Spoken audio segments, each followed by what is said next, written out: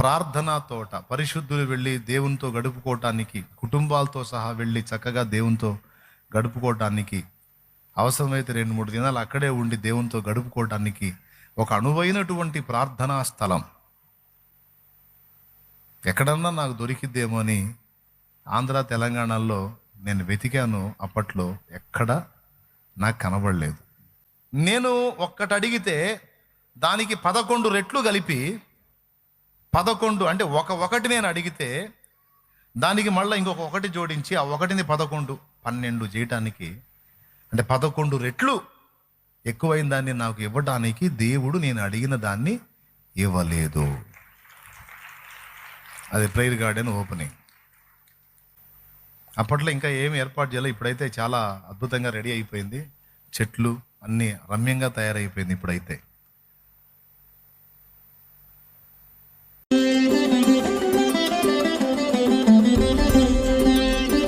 ఇప్పుడు కుష్ఠరోగుల సంగతి చూద్దాం. యేసు ప్రభు గురించి వాళ్ళు విన్నారు.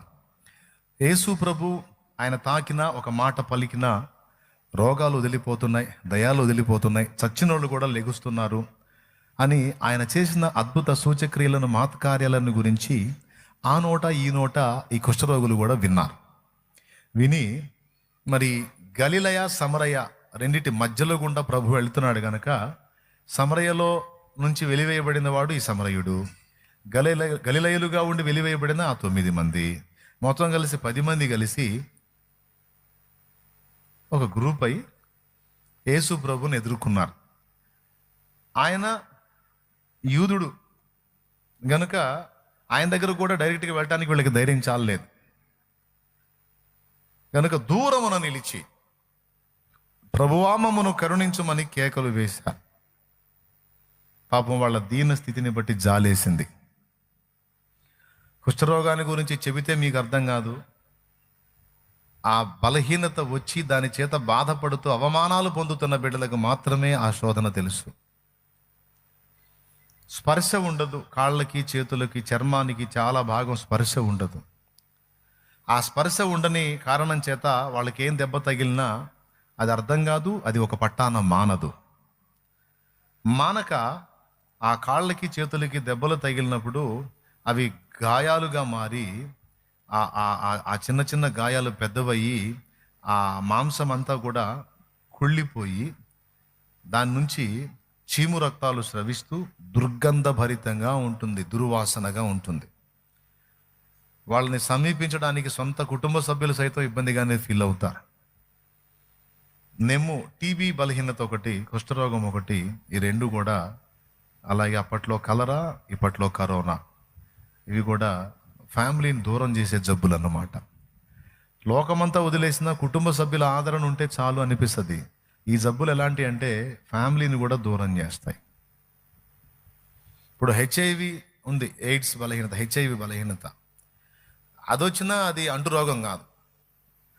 దానికి కొంచెం ఇమ్యూనిటీ పవర్ పెరిగేటట్టు మంచి పౌష్టికాహారం తీసుకుంటే సగటు మానవుడు ఆరోగ్యవంతుడు ఎలా బ్రతుకుతాడో ఈ హెచ్ఐవి సమస్య ఉన్న వ్యక్తి కూడా సంపూర్ణంగా ఆయుష్ బతికేస్తాడు. ఇమ్యూనిటీ పవర్ తగ్గుతుంది. ఆ తగ్గకుండా కాస్త ఇమ్యూనిటీని డెవలప్ చేసేటువంటి మంచి పదార్థాలు తీసుకుంటే సంపూర్ణ ఆరోగ్యంతో సంపూర్ణ ఆయుష్కాలం బతికేయచ్చు. స్టార్టింగ్లో దానికి భయపడ్డారు, కానీ ఇప్పుడు అసలు అది సమస్య అనిపించని స్థితిలోకి వెళ్ళిపోయారు. సమాజం మంచిది, ధైర్యం తెచ్చుకున్నారు. పులికాడికి గిలి పెద్దదని అదురుపై చచ్చిన వాళ్ళు చాలామంది ఉన్నారు. తర్వాత పరిస్థితి తెలుసుకొని ఇదంతా ప్రమాదకరం కాదు అని అర్థం చేసుకొని ధైర్యం తెచ్చుకొని మంచి ఫుడ్ తీసుకొని దాదాపు 30-40 ఏళ్ళుగా ఆరోగ్యంగా, దాదాపు 30 ఏళ్ళు పైన, 30 ఏళ్ళకి పైన హెల్దీగా ఉన్నవాళ్ళు ఉన్నారు. ఇప్పటికి కూడా నాకు తెలిసిన వాళ్ళు ఉన్నారు. కానీ ఈ జబ్బులు అలాంటివి కాదు. కుష్ఠరోగం కానీ, టీబీ అంటే నెమ్ము సంబంధిత బలహీనత కానీ, అప్పట్లో వచ్చిన కలరా అంటువ్యాధి, తర్వాత కరోనా అంటువ్యాధి, ఇవి భయంకరం. కాబట్టి వాళ్ళ రోదన అరణ్య రోదన, కుటుంబానికి దూరమై, సమాజానికి దూరమై, జీవశ్చవాలై తమ స్థితి తాము చూసుకొని తమ దగ్గర వచ్చే దుర్గంధాన్ని తామే పీల్చలేని పరిస్థితుల్లో ఇబ్బంది పడుతున్న జీవితాల్లో కుష్ఠరోగులు ఉంటారు. అంటే ఒక రకంగా చెప్పాలంటే జీవశ్చవాలు, బ్రతికి ఉన్నారన్న పేరే కానీ చావు కోసం ఎదురు చూసే జీవితాలవి. అంత దుర్భరమైన అనుభవాల్లో ఇక బాగుపడి మళ్ళా పాళెంలోనికి వెళ్ళి కుటుంబాన్ని కలుసుకొని మళ్ళా కుటుంబంతో కలిసి బ్రతికేటువంటి అనుభవాలు అనేది ఎదురు చూసే పరిస్థితే వాళ్ళకి లేదు. ఆ కండిషన్లోకి వాళ్ళు వెళ్ళిపోయారు. నిరీక్షణ వాళ్ళ జీవితాల్లో లేని పరిస్థితి వచ్చింది. అయితే చీకటిలోను మరణఛాయలోను గల ప్రజలు ఆశ్చర్యకరమైన వెలుగును చూచిరి అని లేఖనములో ప్రవక్తలు పలికినట్టుగా ఆ ఆశ్చర్యకరుని యొక్క వెలుగు తేజస్సు అందరికీ ప్రసరించింది. ఈ కుష్ఠరోగులు కూడా అది ప్రసరించింది. విన్నారు. వినుట వలన విశ్వాసము కలుగును, వినుట క్రీస్తును గూర్చిన మాట వలన కలుగును. యేసుక్రీస్తును గూర్చి ఆ నోట ఈ నోట విన్నారు. మరి ఎలా తెలుసుకున్నారో, ఏ విధంగా తెలుసుకున్నారో మొత్తానికి యేసయ్య గురించి అయితే వాళ్ళకి తెలిసింది. కానీ ఆయన దగ్గరికి వెళ్ళి వాళ్ళ సమస్య చెప్పుకొని బాగు చేయించుకునే అంత సీన్ వాళ్ళకి లేదు. ఏనాడైనా ఆయన ఈ మార్గాన్ని వస్తే అవకాశం పోనీయొద్దు, మనం ఆయన అడుగుదామని ఎదురు చూస్తూ ఉన్నారు. వాళ్ళు ఆశించిన రీతిని సమరయ గలిలయ మధ్యలో నడుచుకుంటా వెళ్తా ఉన్నాడు ప్రభువుని చూసి కేకలు వేశారు. ప్రభువా కరుణించమని కరుణ కోరారు. కృపగల దేవుడు వారి మొర్ర విని వాళ్ళతో ఇంకేం మాట్లాడలేదు. 10 మందిని లెక్క పెట్టాడు. 10 మంది రైట్, సరే పొండి, మీరు వెళ్ళి ప్రధాన యాజకునికి కనబరుచుకోండి అని చెప్పాడు. ఒక్కసారి ప్రభు ఏం చెప్పాడో ఒక్కసారి ఆ వచనం చదవండి ప్లీజ్.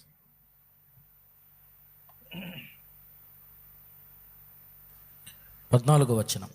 ఆయన వారిని చూచి, మీరు వెళ్ళి మిమ్మును యాజకులకు కనపరుచుకొనుడని వారితో చెప్పాను. వారు వెళ్ళుచుండగా శుద్ధులైరి. వారిలో ఒకడు తనకు స్వస్థత. ఒక్కసారి వినండి, ఇక్కడ కూడా ఒక సన్నివేశాన్ని మీకు వివరిస్తాను. వాళ్ళని నేనేం పాయింట్అవుట్ చేయడానికి ఈ వచనం ఎత్తుకోలేదు. ఇదే మీకు కొత్త విషయం ఏం కాదు. ఇందులో ప్రతి దానిలో కూడా నువ్వు ఎప్పుడు కూర్చొని విన్నా కొన్ని కొత్త విషయాలు అయితే దేవుడు నీకు అందిస్తాడు, అదైతే తిరుగులేదు. ఎందుకంటే నేను ఎప్పుడు ఏ విషయాన్ని ధ్యానించినా అందులోంచి ఏదో ఒక నూతన ప్రత్యక్షత దేవుడు నాకు ఇస్తాడు. అందుకే ఎప్పుడు దేవుని ఉపదేశం తాజాదనంగానే ఉంటుంది, కానీ సద్దికంపు కొట్టదు. అది దేవుని వాక్యంలో ఉన్న జీవం. 2 చేతులు ఎత్తి స్తోత్రం చెప్పండి, గట్టిగా చెప్పండి. మొత్తానికి వీళ్ళ దీన స్థితిని బట్టి మొరపెట్టారు. ప్రభు ఆలకించాడు. ఆలకించిన తర్వాత ఆయన స్వస్థపరిచి, మత్తయి సువార్త 8లో కుష్ఠరోగిని ముట్టి నీవు శుద్ధుడు ఒకట నాకు ఇష్టమే అని ముట్టి స్వస్థపరిచాడు చూడు. అలాగ ముట్టి స్వస్థపరిచి బాగు చేసి ఆ తర్వాత వెళ్ళి యాజకునికి కనపరుచుకోండి అంటే బాగుండేది. కానీ ఈయన ఏమంటాడంటే, ఆ జబ్బు అలానే ఉంది వాళ్ళ ఒంటి మీద, ఆ జబ్బు అలానే ఉంది, కానీ మీరు వెళ్ళి యాజకునికి కనపరుచుకోండి అంటాడు. జబ్బు తగ్గినాక కదా వెళ్ళి టెస్ట్ చేయించుకోవాల్సింది. జబ్బు ఉండగానే పోయి టెస్ట్ చేయించుకోండి అంటాడు ఆయన. అది అసలు విషయం. సరే అని వాళ్ళేం సందేహించలా. వాళ్ళే అవిశ్వాసులు కాదు, అల్ప విశ్వాసులు అంతకన్నా కాదు. ఇప్పుడు మనం ఆయన గురించి విన్నాం. ఆయన ఏది చెబితే అది చేయాలని మనం ఫిక్స్ అయ్యాం. వెళ్ళి యాజకునికి కనపరుచుకోండి అన్నాడంటే ఎందుకంటాడు? రోగం తగ్గించకుండా ఆయన ఆ మాట అంటాడా? ఆ మాట అన్నాడంటే మరి మనం ఎందుకు ఆలస్యం చేయాలి? వెళ్ళిపోదాం. ఒకవేళ వాళ్ళలో ఒకడు, ఒరేయ్ జబ్బు తగ్గకుండా పాళ్యంలోకి పోతే రాళ్ళు తీసుకొని కొట్టి చంపుతారా? జబ్బు తగ్గకుండా పాళ్యంలోకి పోతే రాళ్ళు తీసుకొని కొట్టి చంపుతారు. మీకు ఎలీషా సమయంలో కుష్ఠరోగులు ఏమనుకున్నారు? పట్టణం నుంచి ఎవరిని బయటికి రానియకుండా ఈ సిరియన్ను ముట్టడేశారు.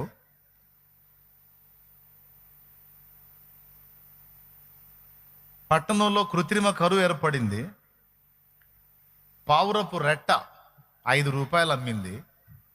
అంటే ఆహారం దొరకని పరిస్థితి వచ్చింది. అంత దుర్భరమైనటువంటి కఠినమైన కరువులో తల్లి ఇద్దరు తల్లులు బిడ్డని వండుకు తిన్న పరిస్థితి అక్కడ ఏర్పడింది. అలాంటి దుర్భరమైన దినముల్లో ఈ ప్రవచనాన్ని నెరవేర్చడానికి దేవుడు పూనుకున్నప్పుడు దేవుడు కుష్ఠరోగుల్ని వాడుకుంటాడు. దేవుడు ఏం చేశాడంటే ఎలీషా ప్రవచనం ప్రకారం సిరియన్లందరినీ కూడా తరిమి కొట్టి వాళ్ళ గుడారాలన్నింటినీ కూడా వీళ్ళకు దోపుడు సొమ్ముగా అప్పచెప్తాడు. అప్పుడు కుష్ఠరోగులు అనుకున్న మాట అది. కుష్ఠరోగులు ఏమనుకుంటారంటే సిరియన్ల దగ్గరికి వెళితే వీళ్ళు చంపుతారు, ఈ జబ్బుతో ఇలానే ఉండి పట్టణంలోకి వెళితే వాళ్ళు చంపుతారు. కాబట్టి పట్టణంలోకి వెళ్ళి ఆ కరువులో సచ్చే కంటే ఇప్పుడు సిరియన్ల దగ్గర ఆహారం ఉంది కనుక సావో బతుకో ఇళ్ళ దగ్గరికే పోదాం, పెడితే తిందాం, బతకనిస్తే బతుకుతాం, చంపేస్తే చచ్చిపోతాం, ఎటుగుడి పాళెంలోకి పోయినా కూడా జరిగేది అదేగా అనే ఆ సన్నివేశం ఒకటి ఉంటుంది.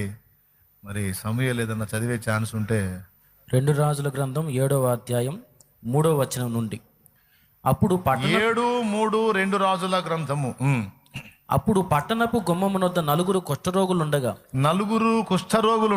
వారు ఒకరినొకరు చూచి మనము చచ్చిపోవు వరకు ఇచ్చట ఎందుకు కూర్చోవాలి, పట్టణములోనికి పోవుదాం అనుకుంటిమా, పట్టణమందు క్షేమమున్నదను అచ్చట చచ్చిపోవుదము, ఇచ్చట ఓరక కూర్చునను ఇచ్చటను చచ్చిపోదము, పదండి సిరియన్ల దండుపేటలోనికి పోదము. సిరియన్ల దండుపేటలోకే పోదాం, వాళ్ళు బతకనిస్తే బతుకుతాం, చచ్చిపోతాం. పట్టణంలో పోదాం, అక్కడ క్షేమం ఉంది, క్షేమం లేకపోయినా స్వస్థత పొందకుండా మనం వెళ్ళటానికి లేదు, వాళ్ళు చంపేస్తారు.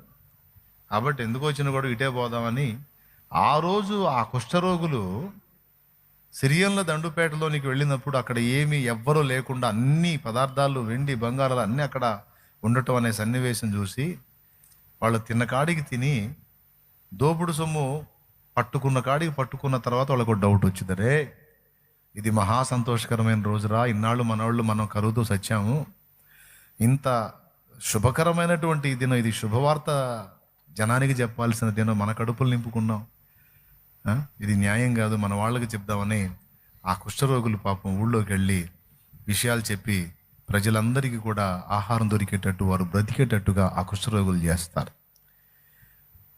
అలాగా వీళ్ళు కూడా జబ్బు తగ్గినాక కదరా మనం పట్టణంలోకి వెళ్ళాలి, జబ్బు తగ్గకుండా పట్టణంలోకి వెళితే మరి రాళ్ళు తీసుకొని కొట్టి చంపేస్తారు మనల్ని.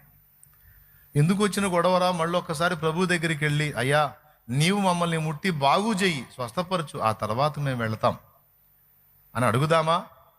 ఇట్లాంటి తర్జనలు జరిగి ఉండొచ్చు. కానీ వాళ్ళల్లో వాళ్ళే లేదురా, ప్రభు చెప్పాడు ఏమని, యాజకునికి కనపరుచుకోండి అని. వాళ్ళు గలిలయులు గనుక, ఇశ్రాయేలీయులు గనుక యాజకుడికి కనపరుచుకుంటారు, వాళ్ళు వెళ్తున్నారు చూయించుకోవటానికి. మరి ఇప్పుడు ఈ సమరయుడు యాజకుడికి చూపించుకునే అవసరం లేదు కదా, మరి సమరయుడు యాజకుడి దగ్గరికి ఎందుకు వెళ్తున్నాడు? ఆ 9 మంది అంటే ఇశ్రాయేలీలు గలిలయులు కాబట్టి వాళ్ళు వెళ్ళొచ్చు. ఇతడు ఎందుకు వెళ్తున్నాడు అంటే ఇతడు కూడా నిర్ధారణ కోసమే వెళ్తున్నాడు. ఇతడు కూడా నిర్ధారణ అంటే వ్యాధి స్వస్థత పొందింది అనే నిర్ధారణ పొందడానికి ఆ 9 మందితో పాటు ఇతడు కూడా వెళ్తున్నాడు. ఆశ్చర్యం ఏంటంటే వాళ్ళదేమో ఒకంత విశ్వాసం అయితే వీరిది 2 విశ్వాసం. ఈ పాయింట్ మీరు గుర్తుపెట్టుకోండి. మిగిలిన 9 మందిది ఒకంత విశ్వాసం అయితే వీరిది 2 విశ్వాసం. ఒకటి, జబ్బు స్వస్థత పొందుతుంది అనే విశ్వాసంతో ఆ 9 మందితో కలిసి ఒకడు కూడా బయలుదేరాడు. ఒకటి అంటే విశ్వాసపు అడుగే అది. సరే, ఆ 9 మందిని అంటే యాజకుడు చూసి ఆమోదిస్తాడు. మరి యూదులకు యాజకుడుగా ఉన్నటువంటి యాజకుడు సమరయుడిని అంగీకరిస్తాడా? సమరయుడితో సాంగత్యం చేస్తాడా? సమరయుడిని తన యొద్దకు రాణిస్తాడా? మరి డేంజర్ కదా. వాళ్ళంటే యూదులురా, వాళ్ళు మరి నిబంధన జనులు, మరి వాళ్ళు నాకు చూపించుకోవాలి, ఆ క్రమం అనుసరించి వాళ్ళు వచ్చారు. నువ్వెవడివిరా, నువ్వు సమరయుడివి, నువ్వెందుకు వచ్చావని యాజకుడు అంటే వీని గతేంది? నీ మీద చేయేసి నేను నిన్ను పరిశీలించాలా అంటరానోడా?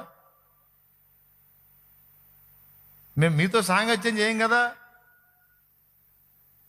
ఎట్లొచ్చావురా నువ్వు అసలు నా దగ్గరికి? ఎంత ధైర్యం ఉంటే నా దాకా వస్తావు నువ్వు? అసలు నువ్వు పాళెంలోకి రావడానికి నీకు అర్హత లేకపోతే నువ్వు ఏకంగా దేవాలయం దగ్గరికి వచ్చావే, ఏమిటి నీ ధైర్యం అని యాజకుడు ఇబ్బంది పెట్టే ఛాన్స్ ఉందా లేదా? కానీ ఇక్కడ పాయింట్ ఏంటంటే, ఒకటి జబ్బు తగ్గల, రెండవది ఇతడు వెళ్ళిన యాజకుడి దగ్గర అవమానమే ఎదురైంది.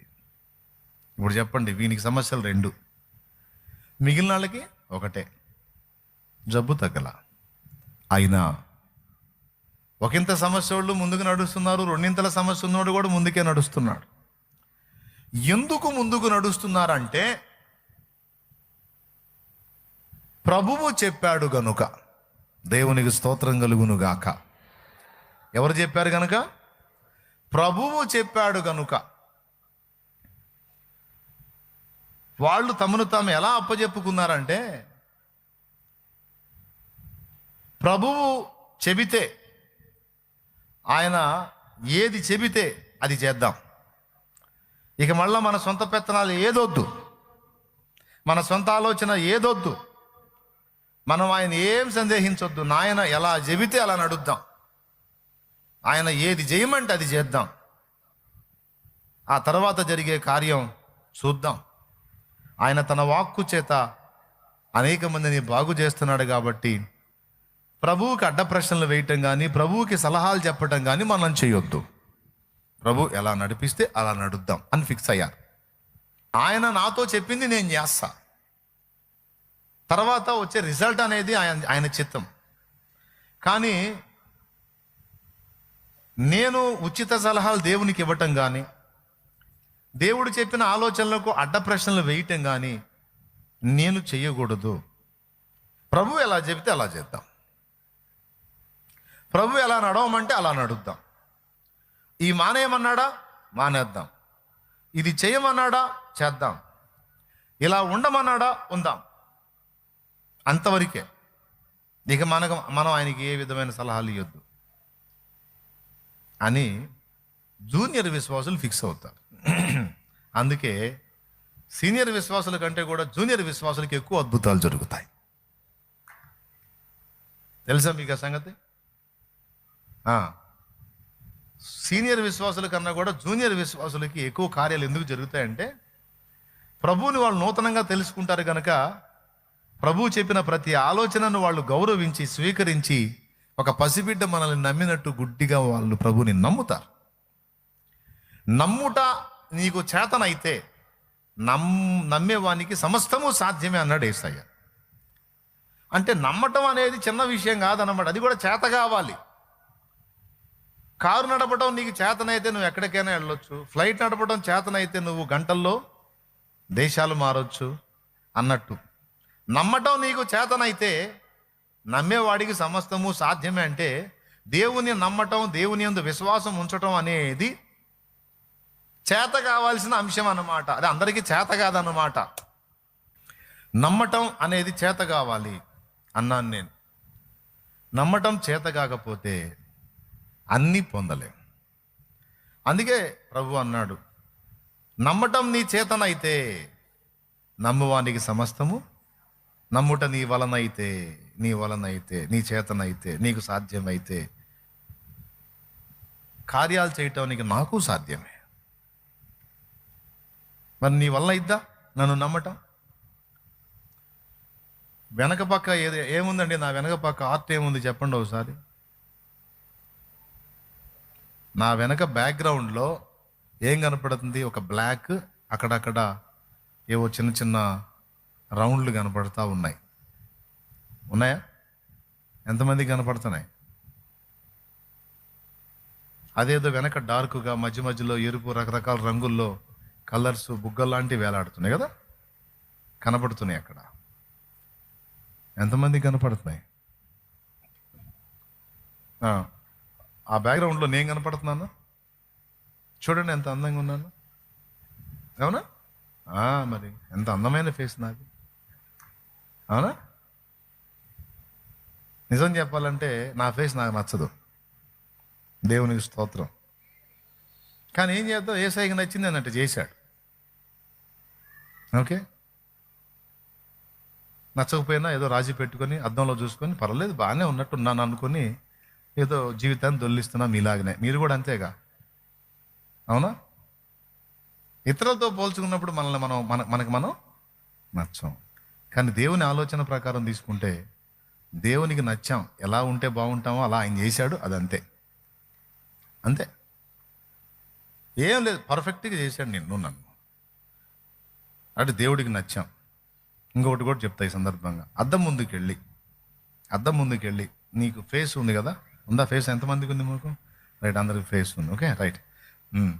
అద్దం ముందుకు వెళ్ళి దేవుడు సిద్ధపరిచినటువంటి ఈ కళ్ళు, ఈ ముక్కు, ఈ పెదవులు, ఈ మొత్తం కలిపి ముఖం కదా, ఏ అవయవాన్ని కదిలించొద్దు. జస్ట్ ఈ ముక్కుని కొంచెం ఇలా అనుకొని చూసుకో. ఈ ముక్కు ఇలా ఉంది కదా, దాన్ని కొంచెం ఇలా కిందికి నొక్కి నీ ముఖం నువ్వు చూసుకో. అప్పుడు నీకేమనిపించింది? అబ్బే చండాలంగా ఉందరా అనిపించింది. సరే, కిందికి వద్దు, కొంచెం ఇక్కడ వేలుంచి అలా పై కొనుక్కొని చూసుకో. ఎప్పుడైనా ట్రై చేశారు ఇట్లాంటి ప్రయోగాలు? చేయలేదా? నేను చెప్తాగా, చేయండి. అర్థమైందా? అట్లాగే కళ్ళను కూడా మీరు అలాగే చేయండి. కళ్ళు కొంచెం చిన్నవి చేసి చూడండి, వెంటనే చైనా మనిషి గుర్తొస్తాడు నీకు. అలాగని కొంచెం పెద్దవి చేసి చూడండి, దయ్యం ఆకారం మీ ముఖంలో మీకే కనపడుతుంది.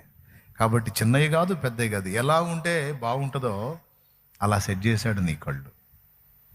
ఉన్నట్టు నీ ముఖం అద్దంలో చూసుకో, ప్రశాంతంగా ఉంటావు. అట్లా కాకుండా ఏ భాగానైనా సరే నువ్వు దాన్ని పొజిషన్ నుంచి మార్చి చూసావా, తేడా కనపడద్ది. ఇది ఎంతమందికి తెలుసు? కాబట్టి ఆ కోణంలో నా ఫేస్ నాకు అందంగా ఉంటుంది, మీ ఫేస్ మీకు అందంగా ఉంటుంది. దేవుడు అట్లా చేశాడు. కాబట్టి ఇప్పుడు ఇంత అందమైన మొహం ఎంతమందికి కనపడుతుంది? కళ్ళున్నోళ్ళందరికీ కనపడుతుంది. కానీ కళ్ళు లేని అంధుడికి నేను కనపడతానా? నా ముఖం కనపడిద్దా? సరేలే, మీరు మరీ అట్లా చూడవాకండి, మరీ అంత గ్లామర్ ఏం లేదులే, ఏదో అట్లా ఒక రకంగా ఉన్నాను అనుకోండి. మొత్తానికైతే ఉన్నాగా, కళ్ళు ఉన్నోళ్ళందరికీ కనపడుతున్నాగా. కళ్ళు లేనోడికి నేను కనపడతానా? అలాగని నేను లేనా? నా వెనక బ్యాక్గ్రౌండ్ లేదా? ఆ బ్యాక్గ్రౌండ్లో వేలాడు తీయబడినటువంటి బుగ్గలు లేవా? అవి రంగురంగులుగా లేవా? కానీ అంధుడికి ఇవన్నీ నేనున్నా లేనట్టే, వెనక బ్యాక్గ్రౌండ్ అంత అద్భుతమైన కలర్స్తో ఉన్నా లేనట్టే. అయితే కళ్ళు ఉన్నోళ్ళకి నేను ఉన్నాను, బ్యాక్గ్రౌండ్ ఉంది. కళ్ళు లేనోడికి కళ్ళు లేవు, కానీ నేను లేనా? చెప్పండి. అలాగే దేవుణ్ణి నువ్వు కరెక్ట్గా దృష్టించే ఆ విశ్వాసపు నేత్రాలు నీకుంటే నీకు కావలసిన సమస్తము దేవుడి దగ్గర ఉన్నాయి. ఇప్పుడు లేనిది ఏంటంటే దేవుడి దగ్గర సమస్తము ఉన్నాయని విశ్వాసముతో చూసే ఆ విశ్వాసపు నేత్రాలు చాలా మందికి లేవు. విశ్వాసంతో చూసి పొందటం, విశ్వాసంతో నడిచి పొందటం, అడుగులు వేసి పొందటం, మాట్లాడి పొందటం, విశ్వాసంతో దేవుణ్ణి అడిగి పొందటం. అసలు ముందు దేవుణ్ణి అడగాలంటే దేవుని దగ్గర సమస్తం ఉన్నాయి అనేది ముందు నువ్వు విశ్వాసంతో చూడాలి కదా. ఇదే శుక్రవారం ఫాస్టింగ్ ప్రేయర్లో ఒక సోదరు నా దగ్గరికి వచ్చింది. అన్న, వయసులో నాకంటే పెద్దదే, కానీ ఏం చేద్దాం, పెద్దోళ్ళు కూడా నన్ను అన్న అంటారు. 70 ఏళ్ళ తల్లి కూడా అన్నావు అంటుంది. ఏంది చెల్లెమ్మ అని దగ్గరికి తీసుకున్నాను. మరి ఏం చేద్దాం, ఎంత పెద్ద చెల్లిలో. దేవునికి స్తోత్రం కలుగును గాక. మీరు గట్టిగా చెప్పాలి స్తోత్రం. వయసులో నాకంటే కొంచెం పెద్దదే, వివాహమై నాకు 17 సంవత్సరాల కాలమైంది నాయన, కానీ నాకు సంతానం లేదు. 17 ఏళ్ళు పెళ్ళై 17 ఏళ్ళు నేను గొడ్రాలుగా ఉన్నాను, నాకు సంతానం లేదు, సమాజంలో నాకు చిన్న చూపు ఉంది, కుటుంబంలో నాకు తృణీకారం ఉంది, అత్త ఇంట నాకు అభ్యంతరం ఉంది, నా పరిస్థితి ఏమిటని ఇదే శుక్రవారం ఫాస్టింగ్ ప్రేయర్కి వచ్చింది కొంతకాలం క్రితం.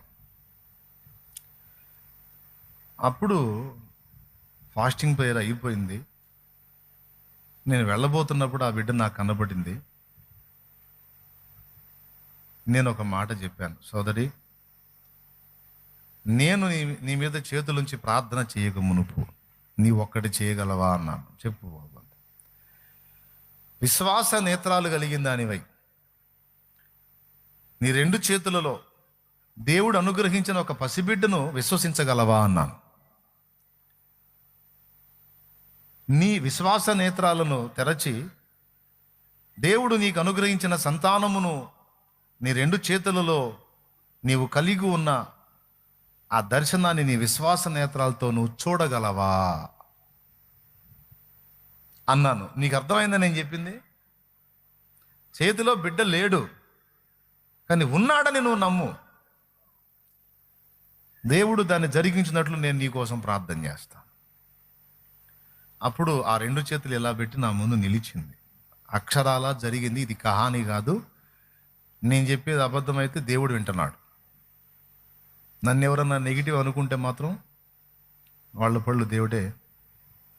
కాబట్టి నేను ఉన్న సంగతి చెబుతున్నా, అబద్ధాలతో అవసరం ఏముంది? నమ్ముట నీ వలనైతే నమ్మువానికి సమస్తము. ఎందుకు ఆమెకు ఆ మాట చెప్పానంటే, మీరు ప్రార్థనలో అడుగు వాటి నెలను పొందుతామని నమ్ముడి, అప్పుడు మీకు అవి అనుగ్రహింపబడునని లేదు బైబిల్లో. ప్రార్థనలో మీరు అడుగు వాటి నెలను పొంది ఉన్నామని నమ్ముడి. పొందాను, పొందుతాను కాదు, పొందాను, నాకు దక్కిందది, నా చేతికి వచ్చిందది, నాకు దేవుడు అనుగ్రహించి ఉన్నాడని విశ్వాస నేత్రాలతో వీక్షించమని చెప్పాడు ప్రభు. మార్కు సువార్త 11వ అధ్యాయం. ఆ రెఫరెన్స్ కూడా కొంచెం అండర్లైన్ చేసుకోండి. 24వ వచనం, 11వ అధ్యాయం 24వ వచనం. అందుచేత ప్రార్థన చేయనప్పుడు మీరు అడుగుచున్న వాటి నెలను పొంది ఉన్నామని నమ్ముడి, అప్పుడు అవి మీకు కలుగునని మీతో చెప్పుచున్నాను. ఈ ఒక్క చోటే ఉందా? ఇంకో చోట కూడా ఉందా? మత్తయి సువార్తలో కూడా ఆ మాట ఉంది. ఏమన్నాడు? పొందుతామని, పొందబోతున్నామని నమ్ముడి అన్నాడా? పొంది ఉన్నామని నమ్ముడి అన్నాడా? చూడండి, పొంది ఉన్నామని అంటే ఇదిగో ఈ వస్తువు ఉంది, దీనికోసం నేను ప్రార్థన చేస్తున్నాను, ఇది దేవుడు నాకు ఇస్తాడు, నేను పొందుతాను అని కాదు. నా చెయ్యి ఖాళీయే, కానీ నా ఖాళీ చేతిలో ఇదిగో దీనికోసం నేను అడుగుతున్నాను, ఇది ఉంది అని నేను విశ్వసించాలి. నేను అడిగాను, దేవుడు ఆలకించాడు, నాకు అనుగ్రహించాడు, నా విశ్వాసాన్ని దేవుడు సిగ్గుపరచడు అని ఇందాక మీ చేత వాక్యం ఇంకా మొదలు పెట్టక మునిపే మన ప్రార్థన విని మనతో మాట్లాడిన దేవునికి స్తోత్రం స్తోత్రం అని చెప్పమన్నాను. చెప్పారా? మాట్లాడా? మాట్లాడక ముందే చెప్పించాను ఆ స్తోత్రాలు. అదే నేను నీతో మాట్లాడక ముందే స్తోత్రాలు ఎలా చెప్పావు? అదే విశ్వాసం అంటే. పొందిన తర్వాత కాదు. విశ్వాసం ఏమంటదంటే, పొందక ముందే నేను పొంది ఉన్నానని నమ్మిద్ది. విశ్వాసం అనగా నిరీక్షింపబడు వాటి యొక్క నిజస్వరూపము, అదృశ్యమైనవి ఉన్నవి అనుటకు రుజువు. ఇప్పుడు ఆమె చేతిలో బిడ్డ ఉన్నాడా? కానీ విశ్వాసం ఏమంటుంది? అదృశ్యమైనది ఉన్నది. కంటికి కనబడనంత మాత్రం లేదని కాదు. నా బాహ్య నేత్రాలకు అది ఇప్పుడు కనబడట్లేదు, కానీ నా విశ్వాసపు నేత్రాలకు అది కనబడుతున్నది. గనుక నేను విశ్వాస నేత్రాలతో నాకు దేవుడు అనుగ్రహించిన సంతానమును బట్టి కృతజ్ఞతలు చెల్లిస్తున్నాను.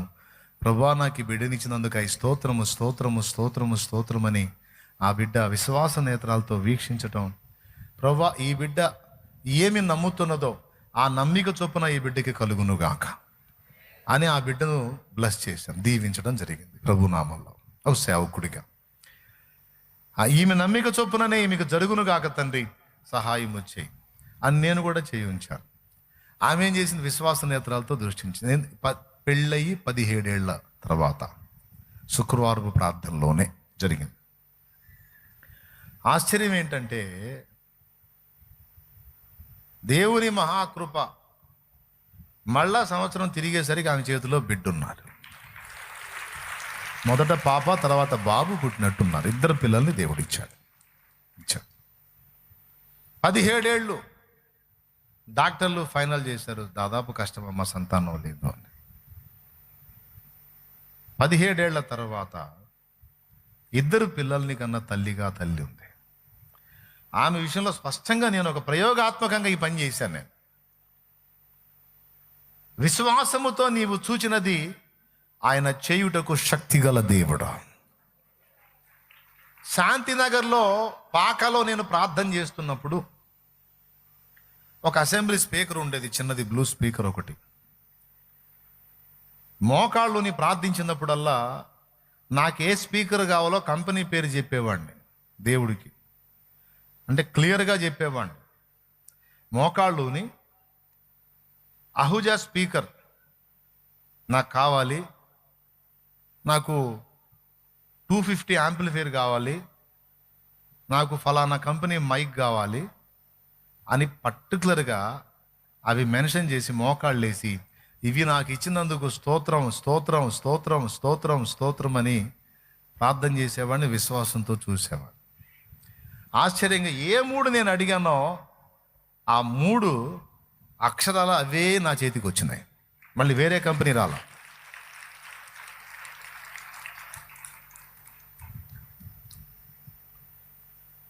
అర్థమైందా? ఏ కంపెనీ నేను అడిగానో మోకాళ్ళుని ప్రార్థన చేసి విశ్వాస నేత్రాలతో అడిగాను, ఇస్తాడు అనుకోలా, ఇచ్చాడని కృతజ్ఞతలు చెల్లించా. చాలాసార్లు మీకు అక్కడ ఏం కనపడుతుందని అడిగాను, ఏం కనపడుతుంది? ఇప్పుడు కూడా చెట్లు కనపడతాయి అంటారు మీరు.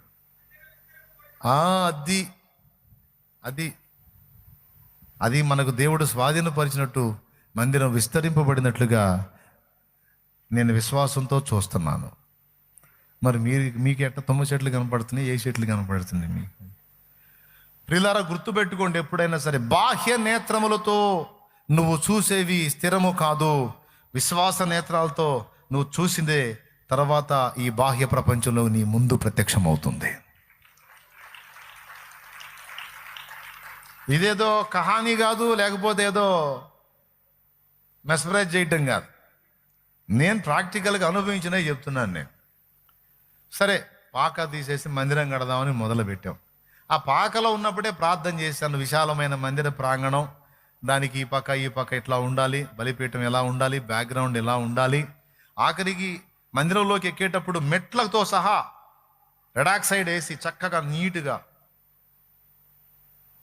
అర్థమైందా? మెట్లు కూడా రెడ్ కలర్తో ఉండాలి, లోపల ఎలా ఉండాలి అని అసలు ఊహలు నాదూటలు. ఏమండి కొంతమంది అంటారు, ఊహల ప్రపంచం. ఏం ప్రపంచం? ఊహల ప్రపంచం. ఊహల ప్రపంచంలో ఊహించుకోమంటున్నాడు ఈ పిచ్చోడు అనుకుంటున్నారు. అవును, దేవుని యందు విశ్వాసం ఉంచిన వాడు ఏది ఊహిస్తాడో దానికి మించి చేస్తానని బైబిల్లో రాశాడు కదా. మరి ఆ మాట సంగతి ఏంది బ్రదర్? మీరు అడుగు వాటికంటే, ఊహించే వాటికంటే మళ్ళీ ఎవరన్నా దీన్ని మిస్ అవుతారని ఏకంగా పాటే రాపిచ్చాడు. అడిగే వాటికంటే, ఊహించే వాటికంటే, అడిగే వాటికంటే, ఊహించే వాటికంటే అధికముగా చేయగలవు యేసయ్యా. నాకు చాలిన దేవుడవు నీవేనయ్యా. ఒకటి నీ విశ్వాసానికి సాధ్యమైనంత వరకు మించే చేస్తాడు, కానీ తక్కువ మాత్రం చేయడు. ఇది మాత్రం మర్చిపోవద్దు. నీవు అడిగిన దానికి, ఊహించిన దానికి, లేదా విశ్వసించిన దానికి మించే నా దేవుడు కార్యం చేస్తాడు, కానీ దానికి తక్కువగా మాత్రం చేయడు. పక్క దేవునికి మహిమ. నేను మోకాళ్ళుని మందిరం స్ట్రక్చర్ అంతా కూడా నా తలంపుల్లో విశ్వాస నేత్రాలతో నేను వాటిని చూశాను. పని కట్టుకుని అసలు జరిగిద్దా లేదా అని. ఏం చేద్దాం, టెస్టింగ్లు. మరి ఒక పట్టాన వచ్చాము లైన్లోకి, టెస్టింగ్లు. ఇప్పుడు నేను విశ్వసిస్తున్నాను, నమ్ముతున్నాను దేవుడు ఇలాగ చేస్తాడో లేదో అని పరీక్ష పెట్టి కూర్చోలేదు, కానీ విశ్వసించి దేవుణ్ణి స్తుతిస్తూ వచ్చాను. సరే, అంతా అయిపోయింది.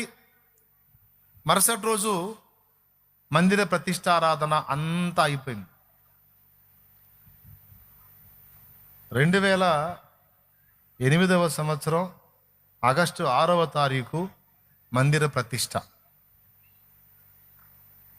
శాంతినగర్లో. ఆ మందిరం అంతా రెడీ అయిపోయింది.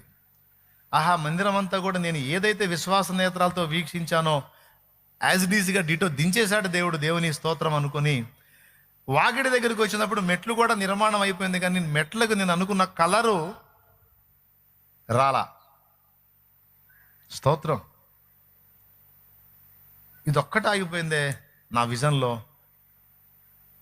అనుకొని, మరి తెల్లవారితే మరి మందిర ప్రతిష్టారాధన కూరగాయలు అవి తెచ్చుకోవాలిగా. మరి అప్పుడు ఆ సామాగ్రి కోసం మార్కెట్కి వెళ్ళాను.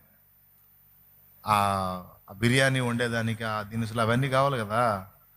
అప్పుడు అంతా మనమేలే, దేవుని స్తోత్రం.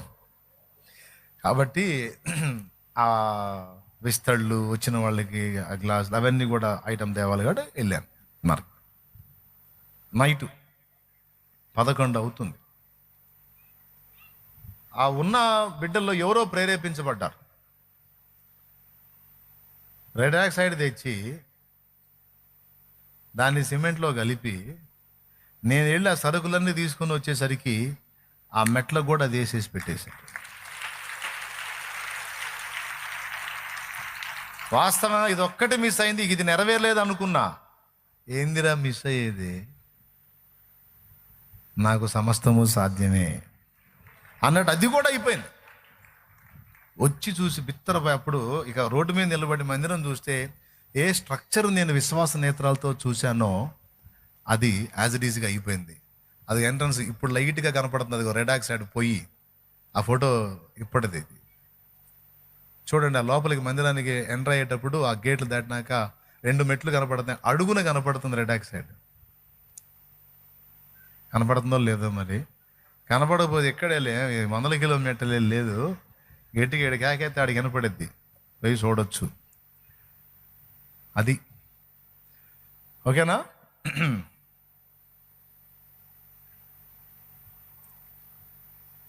సరే, చాలా సంతోషం నాయన. ఇప్పుడు ఏదైతే నేను ఆనాడు విశ్వాస నేత్రాలతో వీక్షించి ప్రార్థించి స్తుతించానో, దేవుని కృతజ్ఞతలు చెప్పి ఎదురు చూశానో, ఆ కార్యాన్ని, అడిగిన వస్తువుని, మందిరాన్ని, ఆ స్ట్రక్చర్ని, ఆత్మల్ని, సమస్తాన్ని కూడా దేవుడు నెరవేర్చకుండా లేడు. ఏది మిస్ అవ్వాల. ఒకటి మిస్ అయింది. ప్రార్థన కొరకు ఒక ఎకరంలో ఒక చిన్న ప్రేయర్ గార్డెన్ క్రియేట్ చేద్దామని, ప్రేయర్ గార్డెన్ కొరకు 1 ఎకరాన్ని దేవుని ముందు నేను ఉంచా. అది కూడా ఎందుకంటే ఏకాంత ప్రార్థన నాకు దేవునితో అలా గడుపుకోవటం అలవాటు. నేను మంచినీళ్ళ చెరువు దగ్గర ప్రార్థనకి వెళ్ళినప్పుడు, అప్పట్లో 2010-11లో ఏకాంత ప్రార్థనకి ఆ చెరువులోకి వెళ్ళినప్పుడు ప్రార్థనలో కూర్చొని ప్రభుతో మాట్లాడుకుంటున్న నన్ను 2 సార్లు మున్సిపాలిటీ వాళ్ళు లేపారు, తాగుబోతుండ అనుకొని. దేవునికి స్తోత్రం. ఎవరు అనుకొని? తాగుబోతుడు అనుకొని. ఎందుకంటే ఆ చెరువులో మనుషులు పడి చచ్చిపోతున్నారు. అందుకని ఈడెవడో వచ్చాడు, ఆడే కూర్చున్నాడు, తాగిన కాడికి తాగి దూకుతాడేమని వాళ్ళ భయం వాళ్ళది అనుకుంటా. మరి ఎందుకో 2 సార్లు నన్ను మంచిగా దేవునితో బాగా మాట్లాడుకుంటా ఉన్న టైంలో నన్ను 2 సార్లు ఏయ్ ఎవరు ఏం చేస్తున్నాడా? ప్రార్థన చేసుకుంటానండి, ప్రార్థన చేసుకుంటున్నాను. ఏం చెరువులో ప్రార్థన చేయరా స్వామి, ఎవడో నువ్వు బలి వాళ్ళు.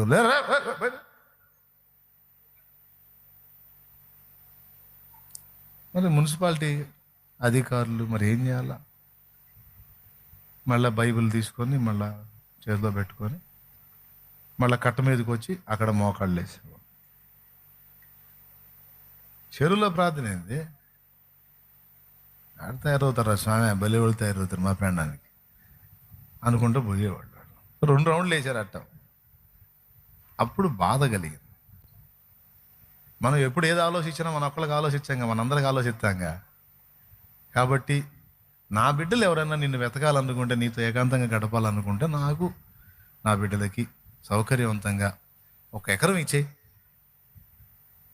ఈ పక్క ఇచ్చేయి, చక్కగా దాన్ని ప్రేయర్ గార్డెన్లా క్రియేషన్ చేసి మంచిగా చెట్లు వేసేసి ప్రార్థన చేసుకోవడానికి కొన్ని గదులు ఏర్పాటు చేసి చక్కగా నా బిడ్డలు కూడా ప్రార్థన చేసుకోవడానికి ఏకాంతంగా ఒక రమ్యమైన చోటుగా క్రియేట్ చేస్తా ప్రభా, సాయం చేయమని విశ్వాస నేత్రాలతో చూశాను, ప్రార్థన చేశాను, కానీ జరగల. అప్పుడు దేవుని ప్రశ్నించాను, నేను విశ్వాస నేత్రాలతో విశ్వసించి చూసిన ప్రతిదీ కూడా నువ్వు నెరవేర్చావు, కానీ దీన్ని ఎందుకు నెరవేర్చలేదు అంటే అప్పుడు దేవుడిచ్చిన సమాధానం ఏంటంటే ఏమి లేదు, మౌనం. అప్పుడు మళ్ళీ డౌట్ వచ్చింది. ఆహా, అంటే విశ్వాస నేత్రాలతో మనం చూసేవన్నీ జరగకపోవచ్చు, కొన్ని జరుగుతాయి కొన్ని జరగవు అనే డౌట్ వచ్చింది. డౌట్ వచ్చినాక మళ్ళీ దేవుడిచ్చిన బంపర్ స్ట్రోక్ చూసి మైండ్ పోయింది. మళ్ళీ ఏంటో తెలుసా, ఒకవేళ 1 ఎకరమే ఇచ్చినట్టయితే అది ఎవరికి సరిపోయేది కాదు. దేవుడు ఎందుకు ఆపాడు అని నేను అడిగింది 1 ఎకరం. అంటే అంతకు మించి దేవుడు ప్రార్థనా తోటకి ఆయన ప్రణాళికలో ఎంత ఉందో అంత ఇవ్వాలని ఆయన ఫిక్స్ అయ్యాడు. అయితే నేను అడిగింది ఆ రేంజ్కి రీచ్ అవ్వాల. నేను అడిగింది చాలా కొంచెం అడిగాను, దేవుడు చాలా విస్తారమైన దాన్ని రెడీ చేశాడు.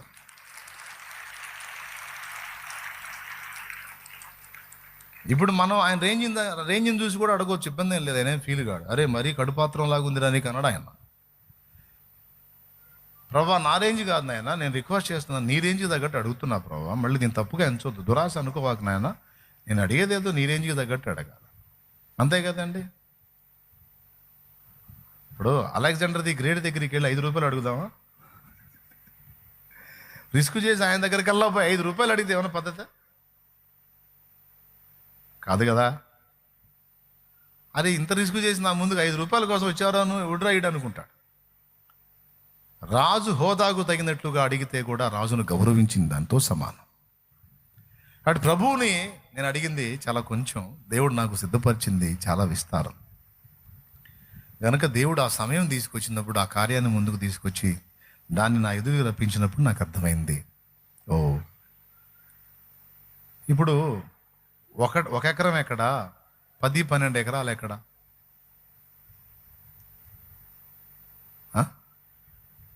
ప్రార్థనా తోట, పరిశుద్ధులు వెళ్ళి దేవునితో గడుపుకోవటానికి, కుటుంబాలతో సహా వెళ్ళి చక్కగా దేవునితో గడుపుకోవటానికి, అవసరమైతే 2-3 దినాలు అక్కడే ఉండి దేవునితో గడుపుకోవటానికి ఒక అనువైనటువంటి ప్రార్థనా స్థలం ఎక్కడన్నా నాకు దొరికిద్దేమో అని ఆంధ్ర తెలంగాణలో నేను వెతికాను. అప్పట్లో ఎక్కడ నాకు కనబడలేదు. మందిరం ఉండనే ఉంది, మందిరం ప్రార్థనా స్థలమే. నా మందిరం సమస్తమైన అన్ని జనులకు ప్రార్థనా మందిరం అనబడును. ఓకే, ప్రార్థన చేసుకోవచ్చు మందిరంలో. కానీ ఏకాంతపు అనుభవాన్ని సాధన చేసే వాళ్ళకి కాస్త అరణ్యపు అనుభవంలో వెళ్ళి ఏ ఇబ్బంది లేకుండా ఒక 3 days ఫాస్టింగ్ పెట్టుకొని 3 దినాలు ఉపవాసంలో దేవుడి సన్నిధిలో అలా గడపడానికి అనువుగా, గుంపుగా వెళ్ళినా సింగిల్గా వెళ్ళినా ఇబ్బంది లేకుండా కంఫర్ట్గా ఎంతమంది వెళ్ళి ప్రార్థనలో గడపడానికి కూడా వీలుగా అక్కడ విస్తారమైనటువంటి దాన్ని దేవుడు కేటాయించాడు. ఎప్పుడైనా నా ప్రార్థనకు జవాబు రాలేదు అంటే నేను ఒక్కటి అడిగితే దానికి 11 రెట్లు కలిపి 11 అంటే ఒకటి నేను అడిగితే దానికి మళ్ళీ ఇంకొక 1 జోడించి ఆ 1ని 11, 12 చేయటానికి, అంటే 11 రెట్లు ఎక్కువైన దాన్ని నాకు ఇవ్వడానికి దేవుడు నేను అడిగిన దాన్ని ఇవ్వలేదు. అది ప్రేయర్ గార్డెన్ ఓపెనింగ్.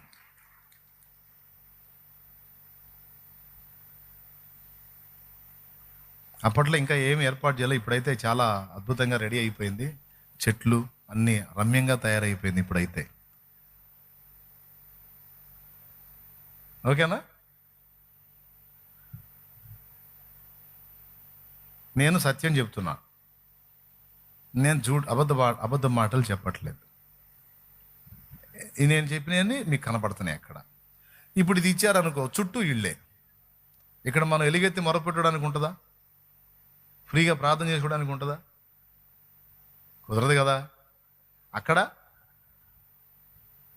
పక్షుల కిలకిలా రావాలి తప్ప ఇంకా ఏ విధమైన సౌండ్ ఉండదు. ప్రశాంతంగా వాక్యం ధ్యానించుకోవచ్చు, ఒక బుక్స్ చదువుకోవచ్చు, ఎలుగెత్తి మొరపెట్టుకోవచ్చు. అక్కడ మొరపెట్టినా ఏడ్చినా మొత్తుకున్నా ఎవడెవడు, ఎందుకంటే అది ప్రార్థనా స్థలం. అచ్చంగా దానికోసమే డిజైన్ చేయబడింది, దానికోసమే కేటాయించబడింది.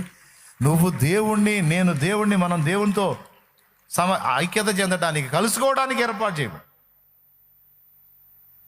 అచ్చంగా పర్పస్ అది కనుక అక్కడ నువ్వు ప్రార్థనలో గడిపితే నేను ఎవ్వడు అడ్డగించాడు.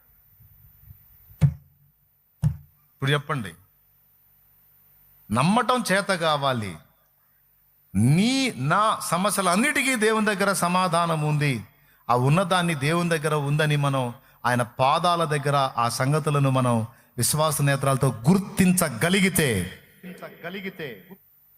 తప్పనిసరిగా న్యాయంగా క్రమముగా మనం దేవుని ఎదుట అడిగిన ప్రతి దానికి కూడా, విశ్వసించిన ప్రతి దానికి కూడా న్యాయమైన, సహేతుకమైన, సమంజసమైన, యుక్తమైన ప్రతి దానికి కూడా ఖచ్చితంగా దేవుని దగ్గర జవాబు ఉండి తీరుతుంది. ఎన్ని నిరూపణలు చెప్పాలి ఇప్పుడు నేను? ఎట్లాంటి ఇన్ని చెబుతా అంటే ఒక విషయాన్ని మీకు చేరవేయటానికి 3 నిరూపణలు చూపించాను. ప్రార్థనా తోట ఒకటి, హౌజా స్పీకర్ అని, మందిరం అని. ఎందుకంటే పాయింట్ బలమైంది, అది బాగా మైండ్కి ఎక్కాలి. అందుకని 1కి 3 కోట్ చేశాను అనమాట. అది విషయం. దేవునికి స్తోత్రం కలుగును గాక. పెద్దగా చెప్పండి, ఎందుకంటే చిన్న విషయం కాదు. ఈరోజు చాలామంది విశ్వాసులు అన్న పేరే కానీ తలకాయ నిండా తట్టెడు అనుమానాలు. కళ్ళుండి చూస్తున్నారే తప్ప మనోనేత్రాలు ముయ్యబడి కొంతమంది ఉన్నారు, సరిగా తెరవబడక సగం గుడ్డోళ్ళ కొంతమంది ఉన్నారు, అసలు మొత్తంగా గుడ్డోళ్ళలాగా. పైకేం బాగానే ఉన్నాయి కళ్ళు, కానీ విశ్వాస నేత్రాలు పూర్తిగా ముయ్యబడిన స్థితిలో కొంతమంది ఉన్నారు. నేను నీకున్నా, నేను నీకు తోడై ఉన్నా, నీ మైనస్ని నేను ప్లస్గా మారుస్తా, నేను నీ జయం ఇస్తా, కృంగిపోవద్దు, దిగులు చెందొద్దు, భయపడొద్దు, నేను నీకు తోడై ఉన్నానని 100 మాట్లాడినా విశ్వాసం అనే చెవి లేనాడికి ఆ మాటలు వినపడవు. అలాగని దేవుడు మాట్లాడలేదా? దేవుని దగ్గర సమస్తము లేవా? దేవుని పాదాల దగ్గర ఏమండి, నీ సన్నిధిని సంపూర్ణ, నీ కుడి చేతిలో నిత్య సుఖములు, ఆయన పాదాల దగ్గర సమస్తము ఉంది. ఎక్కడుంది? అది ఉంది అని చూసే కళ్ళు నీకుంటే, అది నమ్మటం నీ చేతనైతే, ఆ విశ్వాస నేత్రాలతో పొంది ఉన్నానని నీవు నమ్మగలిగితే, చూడగలిగితే ఖచ్చితంగా అవి నీకు దొరుకుతాయని మీరు ప్రార్థనలో అడుగు వాటినెలను పొంది ఉన్నామని నమ్ముడి, అప్పుడు అవి మీకు కలుగునని ఆయన చెప్పిన మాట అక్షరాల సత్యం అవుతాం. ఇప్పుడు చెప్పండి, లోపం ఎవరి దగ్గర ఉంది? మన దగ్గర ఉంది. విశ్వాస విషయంలో బలహీనత ఎవరి దగ్గర ఉంది? మన దగ్గర ఉంది. అదే విశ్వాసం ఉంటే దేవుని దగ్గర సమస్తము ఉంది. ఓకేనా? దేవునికి స్తోత్రం కలుగును గాక. కొంతమంది అంటారు, అట్టయితే దేవుడిగా ప్రార్థన చేయొచ్చుగా, మరి ఎందుకు పోరాటాలు అని మాట్లాడుతున్నావు అని. పోరాటాలు అనేవి మానవ ప్రయత్నం. ఆ పోరాటాలు అనేవి మానవ ప్రయత్నం. అది ఎలాంటిదంటే, కుష్ఠరోగులను మీరు వెళ్ళి యాజకునికి చూపించుకోండి అంటే మరి వాళ్ళు వెళ్ళి చూపించుకోవాలిగా. అట్లా కాకుండా ఆ పని కూడా ఏసై చేస్తాడా? లేదు, ఆయన చేసే కార్యం ఆయన చేస్తాడు. వీడు నడవమన్న చోట నడవాలి. అట్లాగే పౌలు నడికట్టు తగిలితే స్వస్థత వచ్చింది, చేతిగుడ్డ తగిలితే స్వస్థత వచ్చింది. పౌలు పలికితే జరిగింది. గుడ్డోడు అవుతావంటే అయ్యాడు, సచ్చినోడు బతుకుతాడంటే బతికాడు. అయ్యిందా లేదా? జరిగినాయా జరగలేదా? అందరూ చెప్పండి. మరి అట్లయితే చెరసాల్లో వేయబడ్డప్పుడు రోమియుడైన నన్ను నేర నిర్ధారణ జరగక మునిపే నన్ను కొట్టడం, చెరసాల్లో వేయటం ఎలా చేస్తారు మీరు అని పాయింట్అవుట్ చేసి తన హక్కును అక్కడ వినియోగించి శతాధిపతికి సహస్రాధిపతికి వెన్నులో వణుకు పుట్టించాడా లేదా? మరి అట్లా చేయకూడదు కదా, సైలెంట్గా తన్నులు తిని ఏ ప్రశ్న వేయకుండా హల్లెలూయా అనుకుంటూ రావాలిగా. మరి ఎందుకు ప్రశ్నించాడు అంటే ఉన్న అవకాశాలని వినియోగించుకోమని దేవుడే చెప్పాడు. దేవుడే ఆ ఛాన్సులు ఇచ్చాడు, ఆ హక్కులు ఇచ్చాడు, అవకాశాలు ఇచ్చాడు. ఇచ్చిన వాటిని వినియోగించాలి, అవసరమైతే ప్రశ్నించాలి.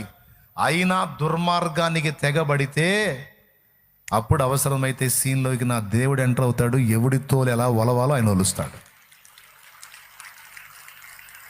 మంచి మనసాక్షి ఉన్నోడికి, చెవులు గల్లోడికి నేనేం మాట్లాడుతున్నానో, ఏ స్టెప్ తీసుకుంటున్నానో దిమాగ్ సరిగా పనిచేసినోడికి అర్థమైద్ది. కానీ ఏమండి, ఆఫ్ మైండ్ వాళ్ళకి ఏమర్థమైద్ది? ఆశోధుడికి ఏమర్థమైద్ది? వాడు ముందు నుంచే ద్వేషం నేనంటే వాడికి అర్థమై సావదు. అర్థమైందా? వాడు ఏ కాడికి కూడా నక్కలు వెతుకుతాయంట. నక్కలు ప్రాసలో ఎందుకులే రంధ్రములు వెతుకుని అందాం మనం, బాగుంటుంది. స్తోత్రం. నేనేం చెబుతున్నాను, ఎవరి క్షేమం కోసం చెబుతున్నాను, అది తీసుకోడి. నక్కలు, సర్పములు ఇవి రంధ్రములే వెతుకును. అట్లాగే చెప్పిన దానిలో మంచిని తీసుకోడి, పిండాకుడు లేదు. ఏదో ఒకటి కామెంట్ చేద్దామని సోది మాటలని వాగేటువంటి చెత్త సరుకును చూశాను నేను. దేవునికి స్తోత్రం కలిగినగా.